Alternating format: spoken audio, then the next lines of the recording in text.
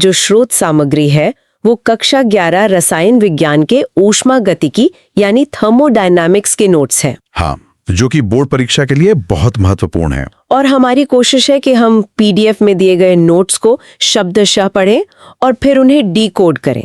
कोई भी लाइन छूटेगी नहीं। एकदम सही। हम इसे बिल्कुल ऐसे समझेंगे जैसे कोई शिक्षक क्लासरूम में नोट्स खोलकर लाइन द लाइन पढ़ा रहा हो। तो चलिए इस गहराई में उतरते हैं। पीडीएफ के पहले पन्ने पर पहली हेडिंग है खेल का मैदान, निकाय, परिवेश और परिसीमा। मैं पीडीएफ की पहली लाइन पढ़ती हूँ। इसमें लिखा है निकाय, ब्रह्मांड का वह भाग जिसका प्रेक्षण किया जा रहा है। तो अगर हम इसे आसान भाषा में समझें, मान लीजिए आपके सामने एक बीकर रखा है जिसमें कोई केमिकल रिएक्शन हो रहा है। हाँ, हम पूरी दुनिया को छोड़कर सिर्फ उस बीकर पर ध्यान दे रहे हैं, तो वो बीकर हमारा निकाय या सिस्टम बन गया। समझ गई। फिर नोट्स में अगली लाइन है परिवेश, निकाय के अलावा ब्रह्मांड का शेष भाग प्लस परिवेश बराबर ब्रह्मांड। बिल्कुल गणित की तरह। फिर तीसरी परिभाषा है परिसीमा, वह दीवार जो दोनों को अलग करती है। ऊर्जा और द्रव्य का आदान प्रदान परिसीमा के माध्यम से होता है। यानी वो बीकर का कांच वही परिसीमा है, वहीं से गर्मी बाहर आ सकती है या अंदर जा सकती है। हाँ, ये तो बहुत साफ हो गया। अब पीडीएफ में निकाय के प्रकार दिए गए हैं। मैं पहली लाइन पढ़ती हूँ। खुला निकाय, ऊर्जा और द्रव्य दोनों का विनिमय। उदाहरण, खुले बीकर में गर्म पानी। देखिए, खुला निकाय बहुत आसान है। कप में गर्म चाय रखी है, उसमें से भाप यानी द्रव्यमान हवा में उड़ रहा है और गर्मी यानी ऊर्जा भी बाहर निकल रही है। दोनों चीजें परिसीमा पार कर रही हैं। हाँ, ये तो हम रोज देखते हैं। दूसरा प्रकार लिखा है बंद निकाय, केवल ऊर्जा का विनिमय। उदाहरण, बंद धातु के पात्र में गर्म पानी। अब उसी चाय के कप पर एक सख्त ढक्कन लगा दीजिए, भाप तो बाहर नहीं जा पाएगी, है ना? हाँ, द्रव्यमान का लेन देन रुक गया। लेकिन कप की दीवारों से गर्मी तो अभी भी बाहर निकलेगी। इसे हम बंद निकाय कहते हैं। बिल्कुल। और तीसरा है विलगित निकाय, किसी का विनिमय नहीं। उदाहरण, थर्मस फ्लास्क में रखी गर्म चाय। ये एक दिलचस्प स्थिति है। मेरी नजर में ये थर्मस फ्लास्क एक ऐसे वीआईपी कमरे की तरह है जहां न तो कोई अंदर आ सकता है और न ही कोई आवाज या गर्मी बाहर जा सकती है। वीआईपी कमरे वाली उपमा बहुत अच्छी है। विलगित निकाय यानी आइसोलेटेड सिस्टम में परिसीमा इतनी इंसुलेटेड होती है कि ना द्रव्य बाहर जा सकता है और ना ही ऊर्जा। हालांकि असल दुनिया में 100% विलगित कुछ नहीं होता, लेकिन सैद्धांतिक रूप से ये ऐसा ही काम करता है। तो पहला पेज हमने कवर कर लिया। अब अगले पेज की हेडिंग है मापने के तरीके, गुण और अवस्था फलन। हाँ, अब हम गुणों पर आते हैं। यहाँ लिखा है गहन गुण, द्रव्य की मात्रा पर निर्भर नहीं करते हैं। उदाहरण, ताप, दाब, घनत्व। ये थोड़ा तकनीकी लग रहा है, मैं इसे आसान कर देता हूँ। मान लीजिए एक बाल्टी में 50 डिग्री पर गर्म पानी भरा है। ठीक है। अगर आप उस पानी को 2 छोटी बाल्टियों में आधा आधा बांट दें तो क्या पानी 25 डिग्री का हो जाएगा? अरे नहीं, पानी तो उतना ही गर्म रहेगा, 50 डिग्री। बिल्कुल, यही गहन गुण है। तापमान इस बात पर निर्भर नहीं करता कि पानी कितना है, वह मात्रा से स्वतंत्र है। अब समझी। फिर अगली लाइन है विस्तीर्ण गुण, द्रव्य की मात्रा पर निर्भर करते हैं। उदाहरण, द्रव्यमान, आयतन, आंतरिक ऊर्जा। अब उसी बाल्टी वाले उदाहरण को लें। पानी का तापमान तो नहीं बदला, लेकिन पानी का आयतन यानी वॉल्यूम तो आधा हो गया ना? हाँ, वो तो आधा हो गया। तो जो गुण मात्रा के साथ बदल जाते हैं उन्हें विस्तीर्ण गुण कहते हैं। ये फर्क तो एकदम शीशे की तरह साफ हो गया। अब पीडीएफ में आगे 2 फलनों की बात की गई है। मैं शब्दशः पढ़ती हूँ। अवस्था फलन, मान केवल प्रारंभिक और अंतिम अवस्था पर निर्भर करता है, पथ पर नहीं। उदाहरण, delta U, delta H, delta S. इसे एक पहाड़ की चढ़ाई की तरह समझिए। अच्छा। मान लीजिए आपको तलहटी से 5000 फुट ऊंची चोटी पर जाना है। चाहे आप हेलीकॉप्टर से जाएं या पैदल चढ़कर जाएं, जब आप चोटी पर होंगे तो आपकी ऊंचाई 5000 फुट ही होगी। हाँ, ऊंचाई तो वही रहेगी। यही अवस्था फलन है। इसे रास्ते से कोई फर्क नहीं पड़ता, बस शुरुआत और अंत से मतलब है। और फिर नोट्स में है पथ फलन, मान उस रास्ते पर निर्भर करता है जिससे अवस्था बदली गई है। उदाहरण, कार्य और ऊष्मा। अब उसी पहाड़ को देखिए। अगर आप पैदल जाएंगे तो आपको बहुत थकान होगी, बहुत कार्य करना पड़ेगा। बिल्कुल। लेकिन हेलीकॉप्टर से जाने पर मेहनत नहीं होगी, इसलिए कार्य और ऊष्मा पथ फलन है, ये रास्ते पर निर्भर करते हैं। बहुत खूब। अब हम ऊष्मागतिकी के प्रथम नियम के पेज पर आ गए हैं। पीडीएफ की लाइन है, प्रथम नियम, ऊर्जा को न तो उत्पन्न किया जा सकता है और न ही नष्ट, केवल रूप बदला जा सकता है। सूत्र है डेल्टा यू बराबर क्यू प्लस डब्ल्यू। देखिए, अगर हम इसे एक बैंक अकाउंट की तरह सोचें तो समझना बहुत आसान है। Bank account? हाँ, आपकी आंतरिक ऊर्जा आपका बैंक बैलेंस है। क्यू वो कैश है जो आप जमा करते हैं, निकालते हैं, यानी ऊष्मा, और डब्ल्यू वो काम है जो आप करते हैं, यानी कार्य। आप हवा से नया पैसा तो नहीं बना सकते ना। काश ऐसा हो पाता। लेकिन विज्ञान में ऐसा नहीं होता। पैसा सिर्फ एक जगह से दूसरी जगह जाता है, ऊर्जा भी बस रूप बदलती है। और फिर नोट्स में चिन्ह परिपाटी दी है, मैं पढ़ती हूँ। ऊष्मा अवशोषित प्लस क्यू, ऊष्मा उत्सर्जित माइनस क्यू, निकाय पर कार्य प्लस डब्ल्यू, निकाय द्वारा कार्य माइनस डब्ल्यू। ये बहुत महत्वपूर्ण है बोर्ड एग्जाम्स के लिए। अगर सिस्टम को ऊर्जा मिल रही है तो वो प्लस है, और अगर सिस्टम ऊर्जा खर्च कर रहा है तो माइनस। बस इतना याद रखना है। एकदम आसान।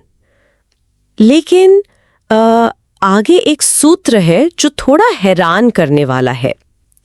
दाब आयतन कार्य W बराबर माइनस पी एक्सटर्नल गुणा डेल्टा V, और फिर लिखा है मुक्त प्रसार, निर्वात में P एक्सटर्नल शून्य होता है, इसलिए W शून्य होता है। यहां जो सबसे दिलचस्प बात है वो ये है कि गैस फैल रही है फिर भी कोई कारण नहीं हो रहा। वही तो, ऐसा कैसे हो सकता है? सोचिए, आप एक भारी दरवाजे को धक्का दे रहे हैं, आपको बहुत पसीना आएगा। हाँ। लेकिन अगर वहां कोई दरवाजा हो ही नहीं, आप सिर्फ हवा में धक्का मार रहे हो, तो कोई मेहनत नहीं लगेगी। बिल्कुल। निर्वात यानी वैक्यूम में गैस के सामने कोई बाहरी दाब नहीं होता जो उसे रोक सके, इसलिए वो बिना मेहनत के फैल जाती है और कार्य शून्य हो जाता है। क्या बात है। अब हम पीडीएफ के अगले भाग में प्रवेश कर रहे हैं, असल दुनिया का विज्ञान। यहाँ एंथैल्पी की बात है। मैं लाइन पढ़ती हूँ। एंथैल्पी H, स्थिर दाब पर निकाय के पूर्ण ऊष्मा, H बराबर U प्लस PV। देखिए, पहला नियम तो ठीक है, लेकिन हम बंद डिब्बों में नहीं रहते। हम खुले आसमान के नीचे प्रयोग करते हैं, जहां हवा का दाब हमेशा स्थिर रहता है। इसीलिए वैज्ञानिकों ने आंतरिक ऊर्जा और कार्य को मिलाकर एक नया नाम दिया, एंथैल्पी। समझ गई। और इसी में आगे गैसीय अभिक्रियाओं के लिए सूत्र है डेल्टा H बराबर delta U plus delta NgRT। ये सूत्र सीधे न्यूमेरिकल्स में काम आता है। अब पीडीएफ में एक डायग्राम है, मैं इसे समझाती हूँ। यहाँ चित्र में दिखाया गया है एक ग्राफ, एक तरफ ऊर्जा है और दूसरी तरफ अभिक्रिया। ये ऊष्माक्षेपी और ऊष्माशोषी अभिक्रियाओं का है। हाँ, इसे ध्यान से समझिएगा। नोट्स में लिखा है ऊष्माक्षेपी यानी एक्सोथर्मिक, डेल्टा H ऋणात्मक होता है। डायग्राम के अनुसार उत्पाद की ऊर्जा कम होती है। मतलब रिएक्शन के दौरान गर्मी बाहर निकल गई, इसलिए अंत में जो उत्पाद बना उसकी ऊर्जा कम रह गई, जैसे लकड़ी का जलना। और दूसरा है ऊष्माशोषी यानी एंडोथर्मिक, डेल्टा H धनात्मक होता है। चित्र में उत्पाद की ऊर्जा अधिक दिखाई गई है। इसका मतलब है कि रिएक्शन ने आसपास से गर्मी सोख ली, जैसे बर्फ का पिघलना, इसलिए अंत में ऊर्जा बढ़ गई। बहुत ही स्पष्ट है। अब आगे बढ़ते हैं ऊष्माधारिता की तरफ। पीडीएफ में लिखा है ऊष्माधारिता C 1 डिग्री ताप बढ़ाने के लिए आवश्यक ऊष्मा, और आदर्श गैसों के लिए एक सूत्र है Cp माइनस CV बराबर R। यह बोर्ड परीक्षा का बहुत ही पसंदीदा सवाल है कि स्थिर दाब वाली ऊष्माधारिता यानी Cp स्थिर आयतन वाली ऊष्माधारिता CV से बड़ी क्यों होती है? हाँ, ऐसा क्यों है? देखिए, अगर गैस एक बंद डिब्बे में है जहां आयतन स्थिर है, तो आप उसे जो भी गर्मी देंगे वो सिर्फ तापमान बढ़ाएगी। ठीक है। लेकिन अगर गैस एक पिस्टन वाले सिलेंडर में है, तो गैस फैलेगी और पिस्टन को ऊपर धकेलने में कुछ ऊर्जा बर्बाद कर देगी। अरे हाँ। इसलिए पिस्टन वाले केस में तापमान 1 डिग्री बढ़ाने के लिए आपको गैस को थोड़ी ज्यादा गर्मी देनी पड़ेगी। इसीलिए Cp हमेशा CV से बड़ा होता है। अब ये कभी नहीं भूलेगा। आगे नोट्स में कैलोरी मिति के उपकरण है। लिखा है बम कैलोरीमीटर स्थिर आयतन पर डेल्टा U मापता है और खुला पात्र स्थिर दाब पर डेल्टा H मापता है। यहाँ ये विषय वास्तव में बहुत दिलचस्प हो जाता है। बम कैलोरीमीटर नाम सुनकर लगता है जैसे किसी फिल्म का खतरनाक हथियार हो। नाम थोड़ा डरावना है, लेकिन ये बहुत ही चतुर उपकरण है। इसमें एक मजबूत स्टील का बंद कैप्सूल होता है, वही हमारा बम है। अच्छा। उसमें रसायन रखकर उसे पानी के टब में डुबो देते हैं और फिर अंदर चिंगारी से जलाते हैं। और क्योंकि वो स्टील का है तो वो फैल नहीं सकता है ना? बिल्कुल, आयतन स्थिर रहता है, तो पिस्टन धकेलने वाला कोई काम नहीं होता। सारी की सारी ऊर्जा सिर्फ ऊष्मा बनकर पानी में जाती है और हम पानी का तापमान मापकर आंतरिक ऊर्जा निकाल लेते हैं। वाह, विज्ञान का ये तरीका गजब है। अब हम पीडीएफ के 5वें खंड पर आ गए हैं, हेस का नियम और एंथैल्पी के प्रकार। ये एक बहुत ही प्रैक्टिकल नियम है। नोट्स में नियम इस प्रकार है। हेस का नियम, एंथैल्पी परिवर्तन समान रहता है चाहे परिवर्तन एक चरण में हो या कई चरणों में। डेल्टा H बराबर delta H1 plus delta H2। इसे एक बैंक ट्रांसफर की तरह समझिए। मान लीजिए आपको अपने दोस्त को 100 रुपए भेजने हैं। ठीक है। आप या तो सीधे 100 रुपए भेज दें या फिर आप 50 रुपए अपने भाई को भेजें और वो भाई आगे 50 रुपए दोस्त को भेजे। अंत में दोस्त के खाते में 100 रुपए ही पहुंचेंगे और मेरे खाते से भी 100 रुपए ही कटेंगे, चाहे रास्ता कोई भी हो। बिल्कुल। रसायन विज्ञान में भी ऐसा ही होता है। अगर कोई रिएक्शन सीधे करना मुश्किल है तो वैज्ञानिक उसे कई छोटे हिस्सों में करते हैं और अंत में सारी ऊर्जा को जोड़ देते हैं। समझ गई। अब पीडीएफ में एंथैल्पी के 4 प्रकार दिए हैं, मैं उन्हें क्रम से पढ़ती हूँ। पहला, संभवन या फॉर्मेशन एंथैल्पी, तत्वों से 1 मोल यौगिक बनना। तत्वों की मानक एंथैल्पी 0 होती है, मतलब जब कोई चीज बिल्कुल अपने मूल तत्वों से बनती है। दूसरा है दहन या कंबशन एंथैल्पी, 1 मोल का पूर्ण दहन। यह सदैव ऋणात्मक होती है। हाँ, क्योंकि जलाने पर हमेशा ऊष्मा बाहर निकलती है तो डेल्टा H माइनस में ही होगा। तीसरा है कणन या एटोमाइजेशन, गैसीय परमाणुओं में टूटना। और चौथा है आबंध या बॉन्ड एंथैल्पी, 1 मोल गैसीय बंधों को तोड़ना। ये सभी परिभाषाएं बस ये बता रही हैं कि किस तरह के प्रोसेस में ऊष्मा खर्च हो रही है या निकल रही है। इसके ठीक नीचे एक बहुत बड़ा टॉपिक है, जालक एंथैल्पी और बॉन हैबर चक्र। ये छात्रों को थोड़ा मुश्किल लगता है। पीडीएफ में लिखा है 1 मोल आयनिक ठोस जैसे NaCl को गैसीय आयनों में पृथक करने की ऊर्जा। इसमें ऊर्ध्वपातन, आयनन, वियोजन और इलेक्ट्रॉन ग्रहण जैसे चरण शामिल होते हैं। ये तो बहुत सारे चरण हो गए। इसे देखकर घबराना नहीं है। ये बॉन हाइब्रो चक्र एक तरह का जासूसी काम है। जासूसी काम? वो कैसे? देखिए, हम नमक के क्रिस्टल को तोड़ने के लिए जरूरी कुल ऊर्जा को सीधे प्रयोगशाला में नहीं माप सकते। अच्छा। इसलिए वैज्ञानिक पूरे प्रोसेस को छोटे छोटे टुकड़ों में तोड़ देते हैं। पहले सोडियम को गैस बनाते हैं, ये ऊर्ध्वपातन हुआ। फिर उसमें से इलेक्ट्रॉन निकालते हैं, ये आयनन हुआ। समझ रही हूँ। फिर हेस के नियम का इस्तेमाल करके इन सब के ऊर्जा बिल को जोड़ घटा लेते हैं और जो आखिरी नंबर बचता है वही जालक ऊर्जा होती है। यानी जो हम सीधे नहीं माप सकते उसे टुकड़ों में बांटकर गणित से निकाल लेते हैं। एकदम सही। अब हम पीडीएफ के आखिरी और सबसे महत्वपूर्ण हिस्से की ओर बढ़ रहे हैं। खंड 6, स्वतः प्रवर्तिता, एंट्रोपी और गिब्स ऊर्जा। ये ऊष्मागतिकी का असली दिल है। नोट्स की पहली लाइन है स्वतः प्रवर्तिता, बिना बाहरी सहायता के होने वाली प्रक्रिया। मतलब वो काम जो ब्रह्मांड में अपने आप हो जाए, जैसे बर्फ का पिघलना। बिल्कुल। इसके बाद है एंट्रोपी, S, अव्यवस्था का माप, ठोस में न्यूनतम, गैस में अधिकतम। तो इस सब का असल में क्या मतलब है? एंट्रोपी को एक कमरे के उदाहरण से समझिए। ठीक है। कमरे को साफ रखने में आपको मेहनत करनी पड़ती है, लेकिन अगर आप उसे ऐसे ही छोड़ दें तो वो अपने आप अव्यवस्थित हो जाता है। हाँ, कपड़े इधर उधर गिर जाते हैं, किताबें फैल जाती हैं। ब्रह्मांड भी ऐसा ही है। कणों को बंद कर रहना पसंद नहीं है, उन्हें आजादी और अव्यवस्था पसंद है। इसीलिए ठोस की एंट्रोपी कम होती है और गैस की सबसे ज्यादा। और यहीं से आता है ऊष्मागतिकी का द्वितीय नियम। पीडीएफ में लिखा है, द्वितीय नियम, स्वतः प्रवर्तित प्रक्रिया में ब्रह्मांड की कुल एंट्रोपी बढ़ती है, डेल्टा S टोटल 0 से बड़ा होता है। अगर हम इसे व्यापक परिप्रेक्ष्य से जोड़कर देखें तो ब्रह्मांड लगातार एक साफ कमरे से गंदे कमरे की ओर जा रहा है। एंट्रोपी हमेशा बढ़ रही है।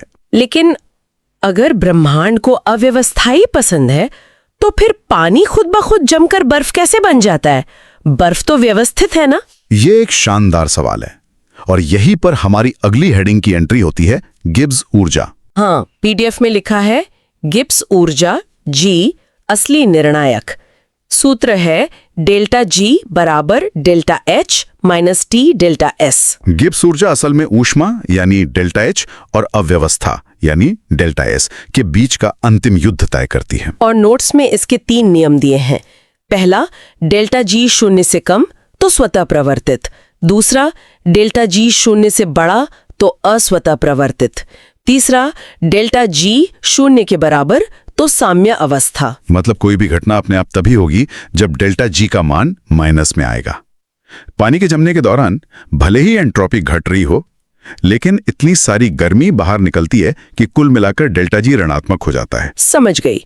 और इसी में एक बहुत जरूरी नोट है, यदि डेल्टा एच ऋणात्मक और डेल्टा एस धनात्मक हो तो प्रक्रिया हर ताप पर स्वतः होगी। बिल्कुल, क्योंकि तब सिस्टम गर्मी भी बाहर फेंक रहा है और अव्यवस्था भी बढ़ा रहा है। हाँ। दोनों चीजें ब्रह्मांड के नियमों के फेवर में हैं। अब हम पीडीएफ के बिल्कुल अंतिम भाग पर आ गए हैं, तृतीय नियम और साम्यावस्था। हाँ, लिखा है परम शून्य ताप 0 केल्विन पर पूर्णतया क्रिस्टलीय ठोस की एंट्रोपी 0 होती है। 0 केल्विन का मतलब है -273 डिग्री सेल्सियस। इस तापमान पर कणों का हिलना डुलना बिल्कुल बंद हो जाता है। जब कोई हलचल ही नहीं तो अव्यवस्था यानी एंट्रोपी 0 हो जाती है। और बिल्कुल आखिरी सूत्र है साम्यावस्था सूत्र, डेल्टा आर जी नॉट बराबर -2.303 RT log K। आगे लिखा है यदि K 1 से बड़ा है तो डेल्टा जी नॉट ऋणात्मक उत्पाद की ओर, यदि K 1 से छोटा है तो डेल्टा जी नॉट धनात्मक अभिकारक की ओर। ये सूत्र हमें बताता है कि कोई भी रिएक्शन अंत में कहां जाकर रुकेगा। अगर K बड़ा है तो प्रोडक्ट ज्यादा बनेगा। ये भविष्यवाणी करने का एक बेहतरीन तरीका है। तो इसी के साथ हमने पूरे पीडीएफ के हर एक पन्ने, हर एक हेडिंग को लाइन दर लाइन कवर कर लिया है। बिल्कुल, और मुझे उम्मीद है कि छात्रों को ये सारे कॉन्सेप्ट्स आसानी से समझ आ गए होंगे। संरक्षण हुआ, एंथैल्पी और बम कैलोरीमीटर को समझा, और फिर एंट्रोपी और गिब्स ऊर्जा के जरिए ब्रह्मांड की दिशा को जाना। ये एक बहुत ही शानदार सफर रहा। तो आज की चर्चा को खत्म करने से पहले मैं श्रोताओं के लिए एक विचार छोड़ना चाहती हूँ। हाँ, बिल्कुल। हमने ऊष्मागतिकी के दूसरे नियम में पढ़ा कि ब्रह्मांड की एंट्रोपी यानी अव्यवस्था लगातार बढ़ रही है, हर चीज बिखर रही है। सही बात है। दोस्तों, हमारे पास एनसीईआरटी की साइंस की नोट्स क्लास 6 से लेकर क्लास 12 तक पूरी तरह उपलब्ध है। आप इन सभी पीडीएफ नोट्स का प्रिंट आउट भी निकलवा सकते हैं और ये सभी सामग्री बहुत ही कम कीमत में प्रदान की जा रही है। आपको यह भी मालूम होना चाहिए कि लगभग सभी प्रतियोगी और स्कूल स्तर की परीक्षाओं में पूछे जाने वाले प्रश्न एनसीईआरटी से ही आते हैं, इसलिए यह सामग्री आपके लिए बेहद उपयोगी साबित होगी। अगर आप ये एनसीईआरटी साइंस पीडीएफ लेना चाहते हैं तो अभी हमें व्हाट्सएप पर मैसेज करें। WhatsApp number 7739541921। आपकी तैयारी को मजबूत बनाने के लिए हम हमेशा आपके साथ हैं। अगर आपको यह वीडियो पसंद आए तो कृपया लाइक करें। जो लोग अभी तक चैनल को सब्सक्राइब नहीं किए हैं वे जरूर सब्सक्राइब करें। नीचे कमेंट बॉक्स में अपना फीडबैक अवश्य दें।